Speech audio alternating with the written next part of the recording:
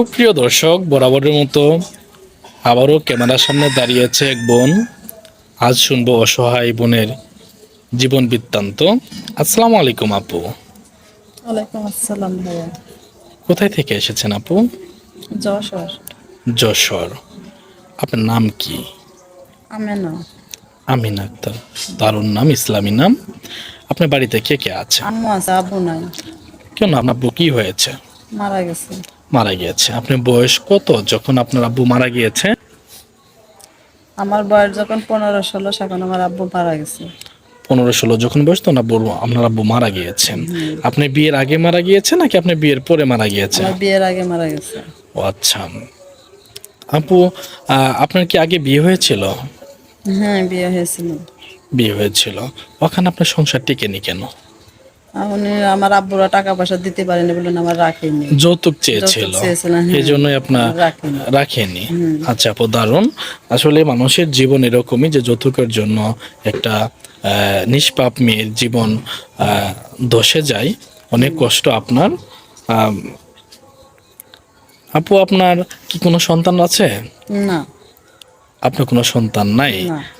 আপনি কতদিন সংসার করেছেন? 6 মাস। 6 মাস সংসার করেছেন।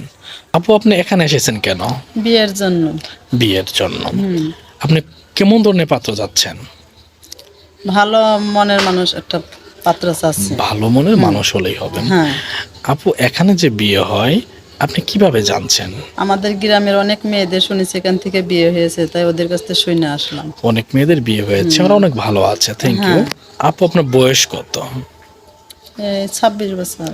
কোনো প্রবাসী বা বাংলাদেশি কোনো ভাই যদি আপনাকে বিয়ে করতে চায়, আপনি কি বিয়ে করবেন?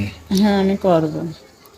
কোনো ভাইয়ের বয়স যদি 40-50 এরকম হয়, তারপরেও কি আপনি রাজি হবেন?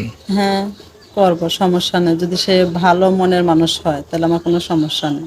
আচ্ছা ঠিক আছে, ভালো বোনের মানুষ হতে হবে। যদি কোনো প্রবাসী ভাইয়ের কোনো বাচ্চা কাচ্চা থাকে বা তারপরেও কি আপনি রাজি হবেন? হ্যাঁ, আমি রাজি। যদি কোনো প্রবাসী ভাইয়ের বা বাংলাদেশি কোনো ভাইয়ের যদি বউ থাকে, আপনাকে যদি দ্বিতীয় বউ হিসেবে গ্রহণ করতে চায়, আপনি কি তার কাছে বিয়ে বসবেন? হ্যাঁ, আমি বলবো। কেন, দ্বিতীয় বউ আপনাকে কষ্ট দিবে না? সতীন থাকতে তো মানুষ বিয়ে বসতে চায় না। কারণ উনি যদি আমার ভালো রাখে তাহলে আমার কোনো সমস্যা নেই। সতীন থাকলেও বিয়ে বসবেন যদি উনি আপনাকে ভালো রাখে। আপু, হ্যাঁ। থ্যাংক ইউ, আপনি সুন্দর কথা। আপনি কি নামাজ কালাম পড়েন আপু?